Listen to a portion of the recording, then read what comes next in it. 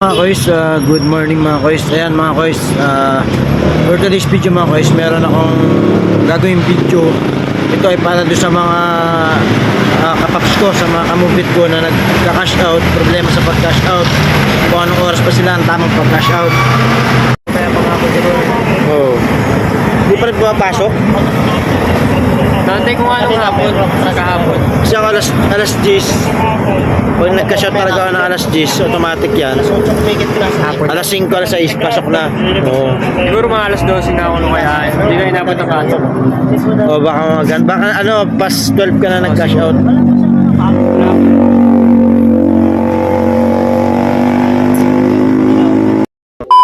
Kasi may nagka-cash out sa kanila ng gabi, hindi pare-parehas. Pero much better kasi kung magka-cash out ka ng bago mag-12, bago mag-cut off. So bali, mas maganda kung yun nga mag-cash out ka ng mga bago mag alas 12, yan. Huwag kang papaabot ng ano, mga 12:01, wala na, cut off na yun. Makukuha mo yung pera mo niya kinabukasan. Kaya nito, pakita ko sa inyo kung ano oras, diba? Ayan, makikita nyo naman siguro sa screen ng cellphone ko, diba? Ayan, 11:03, yan, pwede yan, mag-cash out tayo, pero mas magandang alas 10. Yan, cash out kayo na alas 10. Yan, time check tayo yan, 11:03 AM ng umaga. Ayan, open ko yung mubit ko, papakita ko sa inyo. Pero itong GrabPay ko is may laman na to. Yung kahapon kong kinash out, dito yan, pakita ko sa inyo. Ito mga guys. Ayan o. Lang loading.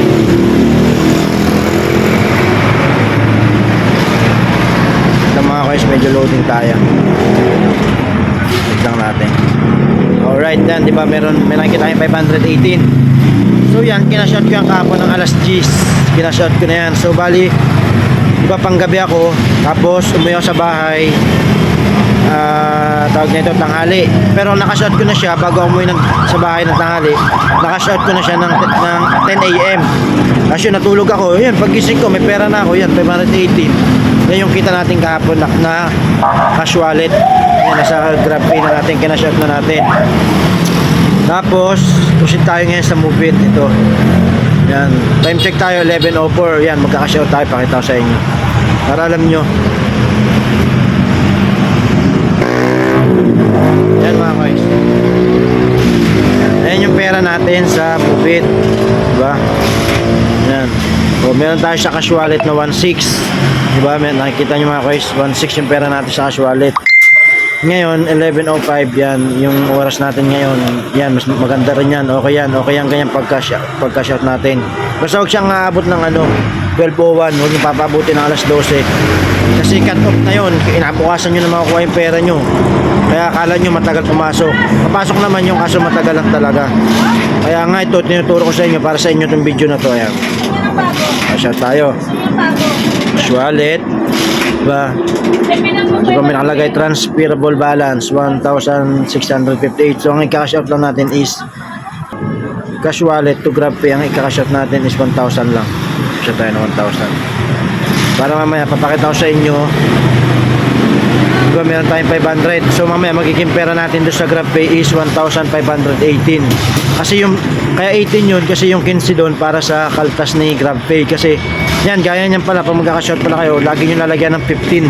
Kasi si GrabPay, Grab Wallet is nanghihingi ng ano, parang bayad para sa GCash. Pag nag-cash out kayo, may bayad. Ito si GrabPay meron din 15 pesos. So alam ba, magkakash out kayo ng 100. So gawin nyo siya ng 115 o 200, 215, 500, 515 yan. Gaya ko 515 yun, yung kinash out ko. Yun nga lang kasi may trace, yung dati pa yung pera ko na 3 pesos doon na naiwan sa GrabPay. So yan, ikakash out na natin mga guys. Next nyo lang, transfer now. Yan. Tapos, okay na yan, requested. So, ibig sabihin, na-transfer na yung close nyo lang. Mababawasan na yung cash wallet natin, di ba? Naging 658 na lang yung cash wallet natin sa ano. So, yan, mamaya, napakita ko sa inyo kung ano oras pumasok siya. Ngayon, di ba, pauwi tayo, matutulog. Pag-gising natin, may pera na tayo, di ba? Napakasarap. Pag-gising mo, may pera ka na. Saan ka pa? Sana all. So, yun naman guys. Lagi tayo mag-iingat, ride safe tayo sa lahat ng biyahe natin. Maraming nagtatanong sa akin kung paano daw mag-cash out.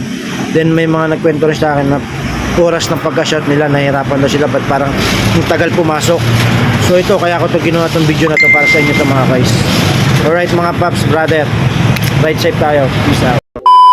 Mga guys, good morning mga guys. Ito nga pala yung continuation ng vlog natin kahapon. So ito yung laman ng Grand Prix natin, papakita ko na.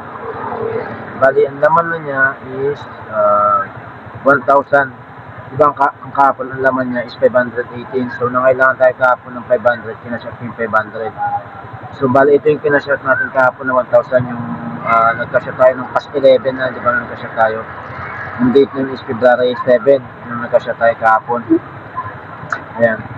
Ito yung transaction ng mga guys. Papakita ko dito kung anong oras talaga siya pumasok. Kung nasasabi ako dito. Ngayon mga guys, kung nakikita nyo, di ba? February 7, pumasok siya ng 4:59 PM. So, alas 5. O, di ba? Kaya mas maganda kung ganung oras kayo magkakashot. Kung paabutin ng 12:01, kailangan bago mag-12, makashot nyo na talaga siya. Ngayon, gaya ngayon, 9:26 AM, yan, mas better na ganito maganda mag-cash-out. Ngayon, nagka-shot na ulit tayo ng 500 ngayong umaga. Ayan, papasok yung mamaya ulit ng alas 5. Ayan. Diba?